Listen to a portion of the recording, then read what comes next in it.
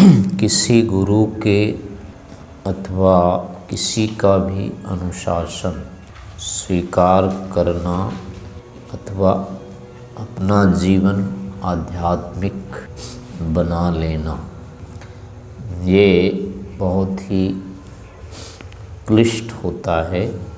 अपने आप को आग में झोंक देने के समान होता है। जो परिणाम आग में पड़ी हुई वस्तु का या काष्ठ का, समिधा का होता है, वही के वही परिणाम अनुशासन को प्राप्त व्यक्ति का भी होता है।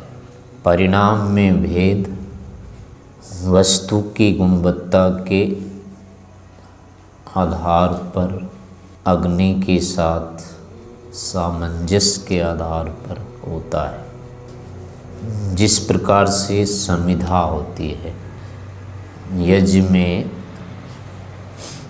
डली हुई जो समिधा होती है, यदि वो अग्नि को पूरी तरह से प्राप्त कर लेती है, पूरी तरह से अग्नि उसमें व्याप्त हो जाती है, तो वो अच्छी प्रकार से जल करके अग्नि रूप हो जाती है। काली नहीं पड़ती है, कोयला नहीं बनती है, राख उसमें कुछ बले बचते हैं, लेकिन पहले वो अग्नि स्वरूप हो जाती है। उसमें से ज्वालाएं बाहर निकल आती है, लोक को प्रकाशित कर देती है। दूसरी जो समिधा होती है गीली होती है यदि, तो अब वो अग्नि में पड़ने के बाद ठीक प्रकार से वो प्रकाशित नहीं हो पाती है, जल नहीं पाती, जलती नहीं है, वो अग्नि को भी बुझा देती है या फिर धुआं कर देती है। ना स्वयं ठीक प्रकार से वो प्रकाश में हो पाती है, जल पाती है, ना किसी और को उससे सुख हो पाता है। तो तीसरी एक प्रकार की और भी होती है समिधा। वो क्या होती है, जलते समय अग्नि में पड़ने के बाद वो छिटकती है।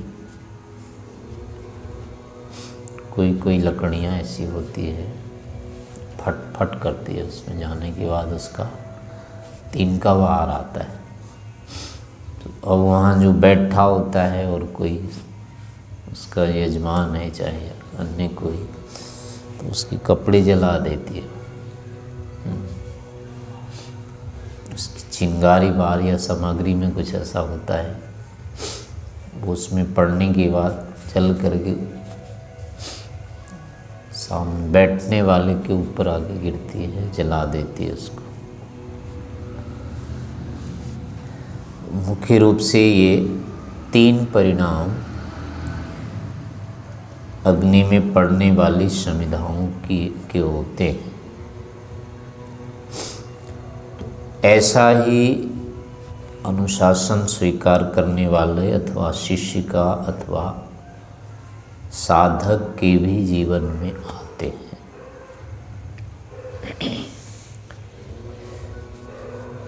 गुरु ही उसकी अग्नि होती है अथवा ईश्वर ही अग्नि होती है। आध्यात्मिक क्षेत्र में मुख्य रूप से ईश्वर ही अग्नि है।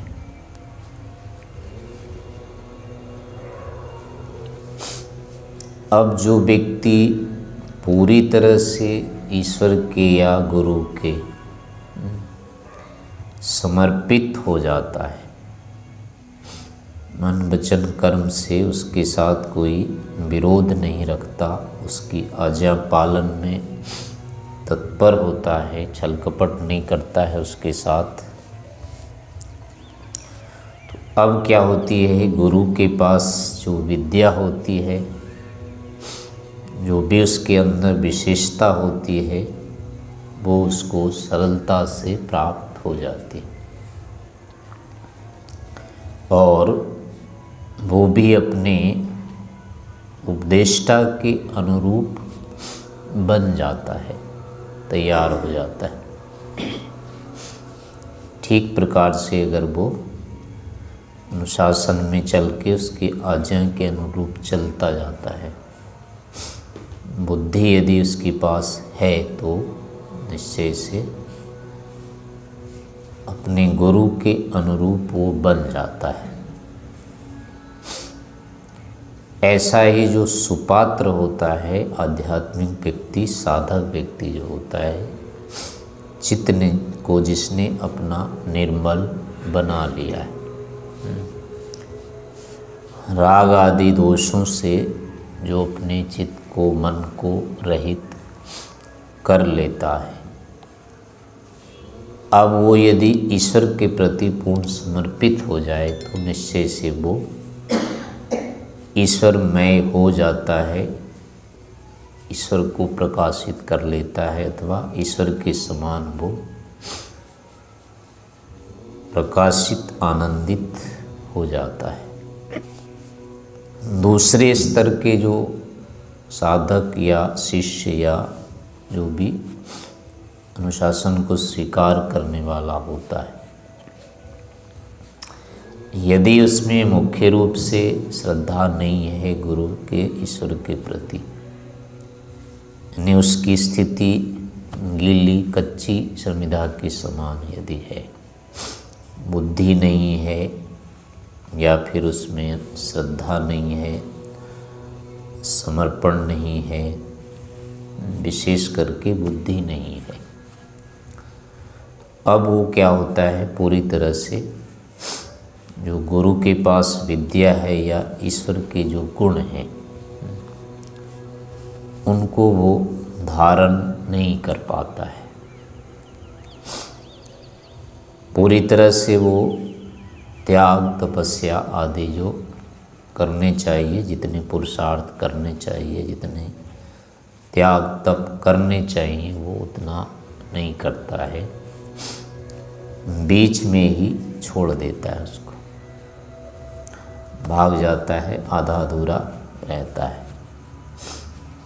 वो व्यक्ति फिर क्या होता है, अपने लक्ष्य को नहीं प्राप्त कर पाता है। आध्यात्मिक शास्त्र में इसको विरोचन के नाम से उदाहरित किया जाता है। ये व्यक्ति फिर क्या होता है, लौकिक का लौकिक ही रह जाता है।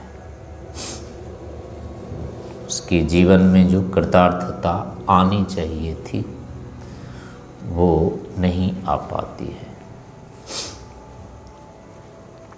ऐसा व्यक्ति प्रायः ना तो इधर सफल हो पाता है, आध्यात्मिक रहता है, ना पूरी तरह से वो लौकिक हो पाता है।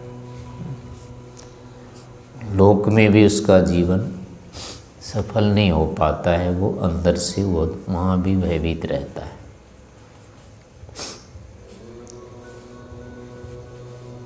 तीसरे प्रकार के जो व्यक्ति होते हैं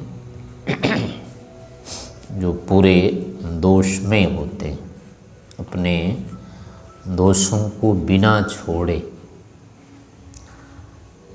गुरु के अनुशासन में रह जाते हैं, दिखाने के लिए उसके समीप रह जाते हैं या पूरा जीवन साधना के नाम से बिता देते हैं।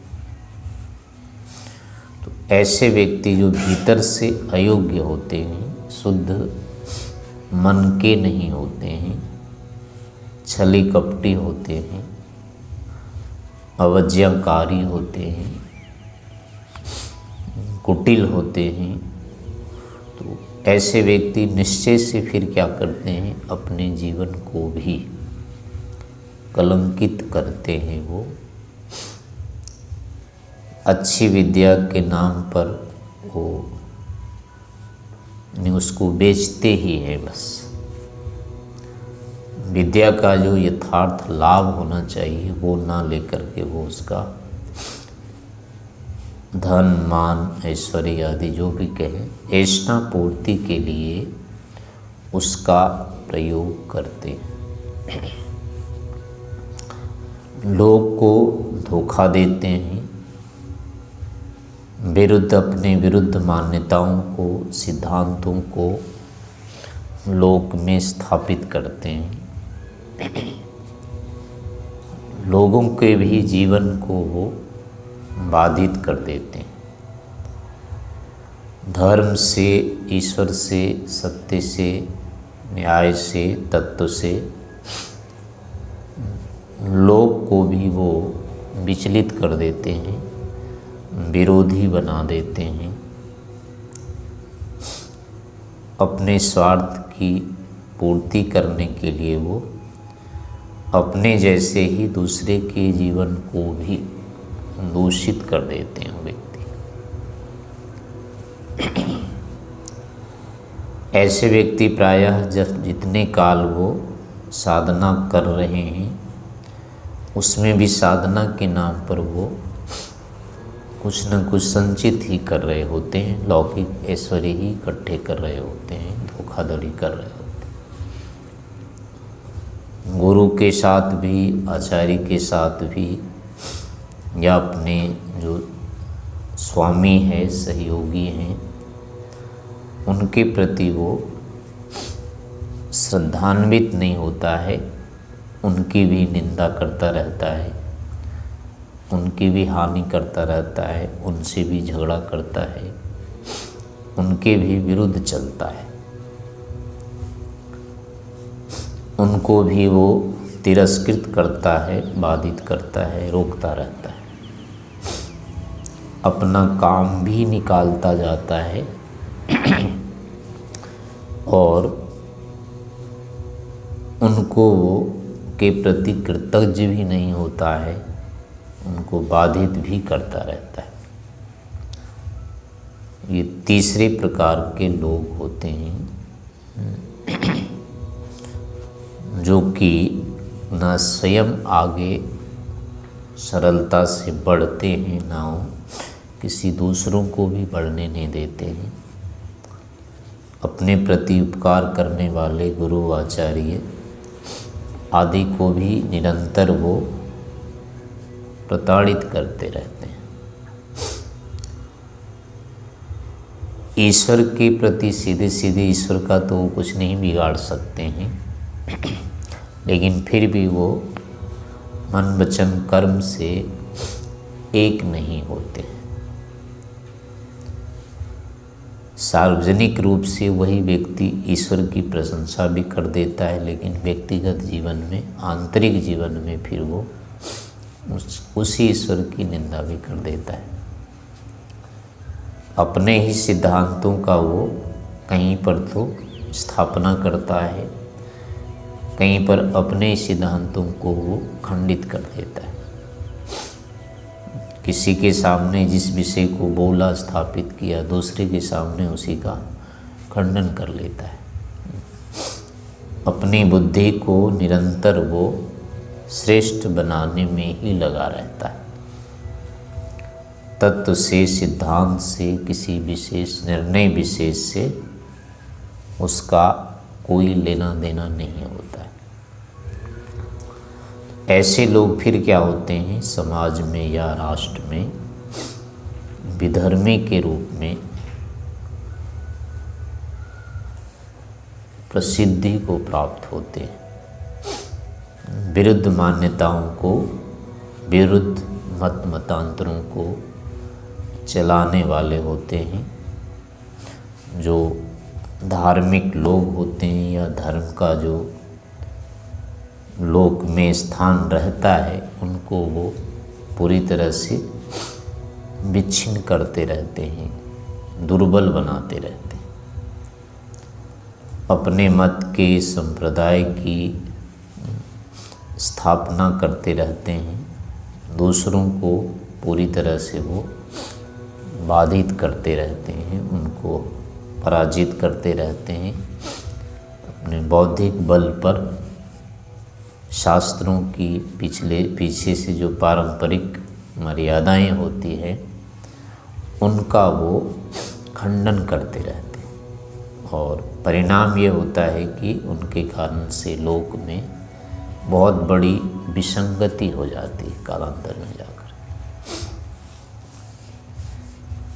भविष्य की जो पीढ़ियाँ पुनः सदाचार के प्रति या धर्म के प्रति, आस्तिकता के प्रति जो हो सकती थी अग्रसर, वो इनके कारण से विमुख हो जाती है। फिर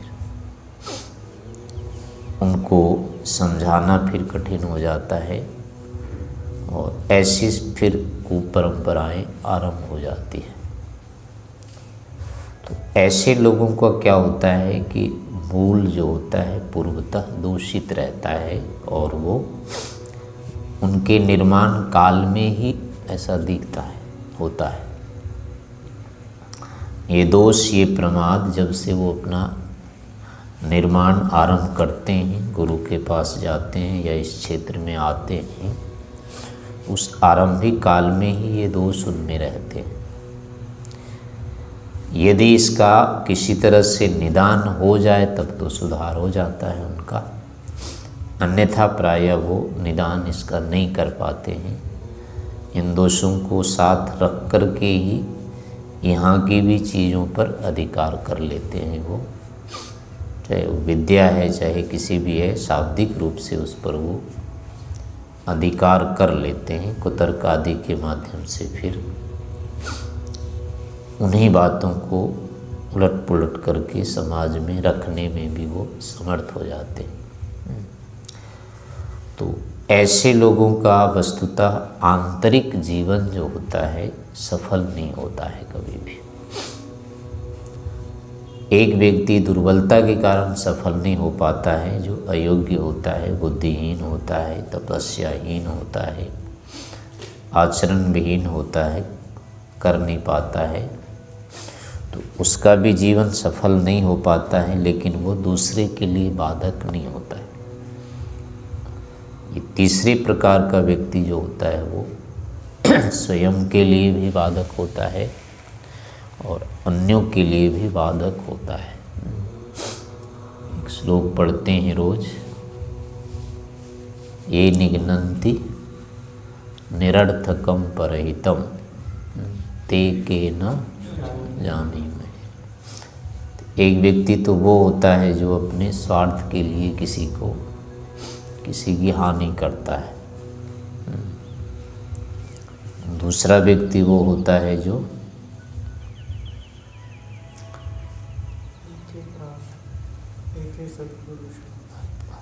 वो सत्पुरुष में आ गया, परार्थ घट का, जो दूसरे के लिए पुरुषार्थ करने वाले होते हैं। और एक राक्षस होता है वो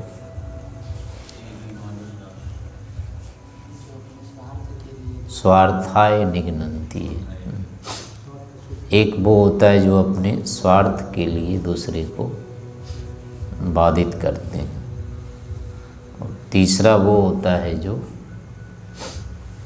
उसका अपना स्वार्थ भी सिद्ध नहीं होता है, लेकिन फिर भी दूसरे को वो मारते रहते हैं। ना अपना स्वार्थ सिद्ध करते हैं, ना दूसरे का स्वार्थ सिद्ध करने देते हैं। तो उनके लिए कहा कि उसका कोई नाम नहीं रख सकते, क्या कहें। और राक्षस से भी गए गुजरे लोग होते हैं। तो ऐसे ही आध्यात्मिक क्षेत्र में भी लोग बन जाते हैं। इसे ना अपना जीवन वो कर पाते हैं शुद्ध, ना तो दूसरे को शुद्ध रहने लायक रहने देते हैं, होने लायक रहने देते हैं। तो इस क्षेत्र में आने वाले को ये सब चीज़ें देखते रहना चाहिए। हम इस मार्ग में यदि चल रहे हैं तो प्रमुखता इस बात की रहती है कि हमारे अंदर ईश्वर के प्रति अति श्रद्धा होनी चाहिए, अति उसके प्रति निकटता का भाव रहना चाहिए, उत्कंठा होनी चाहिए। ईश्वर को, अपने स्वरूप को जानने की जिज्ञासा तीव्र रूप में होनी चाहिए। जितनी जितनी जिज्ञासा हमारे अंदर होगी उतनी उतनी शीघ्र हमको सफलता होती है। तीव्र संवेगानाम आसन्ना, जिसके अंदर तीव्र संवेग होता है विवेक वैराग्य अभ्यास का, उसको शीघ्र से शीघ्र समाधि की प्राप्ति होती है। तो अब जब इस क्षेत्र में कदम रख दिया, पैर रख दिया, पैर आगे बढ़ा लिया, यानी इसको स्वीकार कर ही लिया है, तो अब पीछे जाने की स्थिति नहीं रहे। इस रूप में पूरा प्रयास करना चाहिए। आलस्य प्रमाद जो भी होते हैं उनको दूर करने का, हटाते रहने के लिए तत्पर रहना चाहिए। निरंतर प्रयास उसके लिए करते रहना चाहिए। अधिक से अधिक तत्व ज्ञान को, यानी विवेक को, वैराग्य को प्राप्त करने के लिए उद्यत रहना चाहिए। आध्यात्मिक क्षेत्र में जो उन्नति होती है, प्रगति होती है, वो पहले जो होती है वो वैरागी के रूप में ही होती है। जो उपलब्धि होगी आंतरिक, वो उपलब्धियां पहले कम दिखती है, दिखती भी नहीं है, क्योंकि उपलब्धि जो होनी है वो प्रायः अंत में जाकर के होती है। अंतिम उपलब्धि तो दो ही चीज़ है और तो कुछ है ही नहीं है। अपना स्वरूप पता लगना है और ईश्वर का लगना है, इससे ज़्यादा और तो कुछ है ही नहीं यहाँ। तो इसके बाद ये कार्य ही समाप्त हो जाता है, कुछ बचता ही नहीं। ईश्वर प्राप्ति और आत्मज्ञान से पहले और कुछ होना नहीं होता है, यहीं तक ये कार्य होता है और ये अंत में होता है। इसके बाद कुछ बचता नहीं है। इसलिए बीच के काल में क्या होगा, दिखाई तो देगा नहीं कुछ प्राप्त होता हुआ। अभी जिस दिन आत्मा दिख गया या ईश्वर दिख गया, उसके बाद तो बचता ही नहीं कुछ। उसके पहले ये दिखेगा ही नहीं। तो इस कारण से बीच काल में जो होता है, क्या मिला नहीं मिला इसका कुछ पता नहीं चलता है। तो उपलब्धि की दृष्टि से योगाभ्यास में क्या हुआ मुझे, ये पता करना कठिन होता है, इसका कोई पैमाना नहीं होता है। तो अब होता है कि फिर भी मैं इस क्षेत्र में ठीक चल रहा हूँ कि नहीं चल रहा हूँ, प्रगति हो रही है कि नहीं हो रही है। तो इसका लक्षण फिर होता है वैराग्य होता है केवल। कितने हमारे दोष छूट गए, कितना हमारा अज्ञान मिट गया, कितने राग द्वेष हमारे कम हो गए, कितना विषयों के प्रति जो आकर्षण था कितनी उसमें कमी आई। इस क्षेत्र में, आध्यात्मिक क्षेत्र में प्रगति जो हो रही है, इसके यही पैमाने होते हैं। एक दिन पहले, एक सप्ताह पहले, एक मास पहले, 6 मास पहले, साल भर पहले हमारी क्या स्थिति थी राग द्वेष की। एक साल के बाद अब क्या है उसमें अगर अंतर दिख रहा है, साल भर पहले जितना किसी विषय में राग था अगर अब उतना नहीं है, तो कम से कम साल भर में तो दिख जाता है कुछ अंतर आया। अब ये जो अंतर आया हुआ दिख रहा है, ये ही प्रगति का लक्षण है। किसी वस्तु के प्रति, किसी के प्रति द्वेष कितना था पहले, आज कितना है, कम यदि हुआ है तो निश्चय से प्रगति हो रही है। ऐसे ही जो भी मिथ्या ज्ञान है, मान्यताओं में है कि अब हम शरीर को, संसार को पहले क्या मानते थे? नित्य मानते थे, अनित्य मानते थे। कितनी बातें इसमें समझ में आई। सदैव जीने की इच्छा किस रूप में पहले होती थी, अब किस रूप में होती है। जो भी 5 तरह की अविद्या बताई गई है, इनका विश्लेषण करते रहने से अगर उसमें न्यूनता का परिणाम दिखता है कि उतने अब नहीं है, तो समझना चाहिए कि प्रगति हो रही है, हमारा समय व्यर्थ नहीं जा रहा है, कुछ न कुछ हो रहा है। उसी तरह से जैसे ध्यान लगाने का काल होता है, पहले कितनी देर में बैठ जाता था अधिकतम, अब मैं कितना अधिक बैठ जाता हूँ। ऐसे करके उसमें जो एकाग्रता होती है, वृत्तियों के आने का जो एक मात्रा होती, पहले कितनी वृत्ति आती थी, अब कितनी कम आती है। अब यदि लगता है कुछ इसमें कमी हुई है, पहले बैठ नहीं पाते थे 5 मिनट भी, अब आधा घंटा बैठ जाते हैं, 1 घंटा बैठ जाते हैं निर्बाध रूप में। तो ये सब क्या हैं? अब ये प्रगति के लक्षण हैं। यही इन्हीं से पता चलता है कि हमारा आध्यात्मिक जीवन धीरे धीरे उन्नत हो रहा है। ऐसी अगर कोई भी उपलब्धि नहीं दिखाई देती हो, किसी भी क्षेत्र में नहीं लग रहा है कि कुछ अंतर आया, विशेषकर दोषों के विषय में, जो दोष हम साल भर पहले कर रहे थे वही आज भी कर रहे हैं, तो समझना चाहिए समय हमारा नष्ट हो रहा है, हम स्वयं को धोखा दे रहे हैं। कालांतर में अगर ऐसा ही रहा तो पश्चाताप की स्थिति आ सकती है। इसी से पता चल जाता है, यानी सतत अगर हम सावधान रहेंगे, सचेत रहेंगे इन दोषों के प्रति, तो निश्चय से ये दोष कम होते ही होते हैं। लेकिन प्रमाद, आलस्य आदि करेंगे, इस विषय को महत्व नहीं देंगे, चिंतन नहीं करते हैं, इस पर कोई निर्णय नहीं लेते हैं, निधिध्यासन आदि नहीं करते हैं, तो इन दोषों में कोई अंतर नहीं दिखाई देता है, जहाँ के यहाँ चल रहे थे।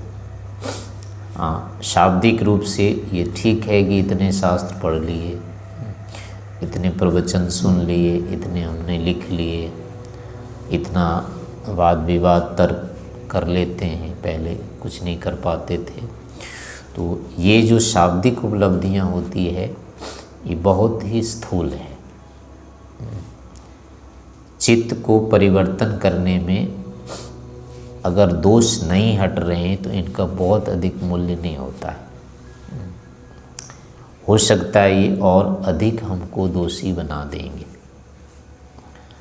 शाब्दिक ज्ञान अगर निष्क्रिय हो, व्यवहारिक नहीं हो पा रहा हो, तो उल्टा होता है कि वो हमारे अंदर और क्लेश, अहंकार आदि उत्पन्न करेगा, हमको और अधिक अधार्मिक बना सकता है। वो विद्या व्यवहार से रहित होने पर वो अधार्मिक बनाती है, यानी उससे हम अधार्मिक बन जाते हैं, क्योंकि लोगों की दृष्टि में तो हम विद्वान हो जाते हैं, उस ऐश्वर्य से संपन्न होते हैं, लेकिन भीतर खोखले रहते हैं, खाली होते हैं। तो अब हमें कपट आचरण करना पड़ जाता है। तो ऐसी स्थिति में फिर क्या होता है, आंतरिक जो क्लेश होते हैं वो और बढ़ते हैं। तो ऐसे केवल शाब्दिक विद्या अगर श्रद्धा से रहित हो जाएगी, ज्ञान से व्यवहारिक नहीं हो पाएगी, तो वो हमारे लिए हानिकारक हो जाती है। लौकिक विद्याएं तो कम से कम उसका प्रयोग होता रहता है, उससे कोई न कोई तो परिणाम आता रहता है, लेकिन आध्यात्मिक विद्याओं का कोई परिणाम नहीं आएगा शब्द मात्र रहने पर। प्रायः भूल भी जाते हैं, छोड़ भी जाते हैं, और इतना भी नहीं होता है, इसके विरुद्ध भी स्थितियाँ हो जाती है। इसलिए प्रायः व्यक्ति क्या होता है, इस क्षेत्र में आने के बाद पहले तो खूब अंधाधुंध समय लगा देता है, जब उसको विशेष कोई लाभ नहीं दिखता है तो विरोधी हो जाता है इसका। इतना समय मैंने लगाया, ये किया वो किया, कुछ नहीं किया, कुछ नहीं रखा इसमें। ऐसे लोग प्रायः नास्तिक भी हो जाते हैं, अपने ही धर्म मर्यादा का वो खंडन करने लग जाते हैं। वो इसीलिए होता है कि दोषों पर वो ध्यान नहीं देते हैं, केवल गुणवत्ता बढ़ाने में लग जाते हैं, अपना केवल विकास या उन्नति देखने लग जाते हैं, अपनी बड़प्पन वो देखने में रह जाते हैं। और इस कारण से उनके वास्तविक सुधार जो होने चाहिए थे नहीं हो पाते हैं। तो इस कारण से इन चीज़ों से सतर्क रहना चाहिए। हमारी उन्नति जो आध्यात्मिक है वो हमारे दोष कम होने से ही शुरू होते हैं। तो किसी भी प्रकार के दोष हैं, राग है, द्वेष है, छल कपट है, ये हमारे धीरे धीरे कम होते जाना चाहिए। विद्या भी उपार्जित होते जाना चाहिए, उसका भी संग्रह होते जाना चाहिए, लेकिन उसके साथ अनिवार्य है कि जो भी हमारे राग द्वेष आदि हैं, काम क्रोध हैं, छल कपट हैं, मिथ्याभिमान है, ये कम होते रहना चाहिए। इसको कम करते हुए अगर हमारी विद्या बढ़ती जा रही है तो निश्चिंत रहना चाहिए कि हमारा जीवन उन्नत हो रहा है और आगे जा कर के हम सफल हो जाएंगे। तो इस प्रकार से इस आध्यात्मिक क्षेत्र में चलते रहना चाहिए।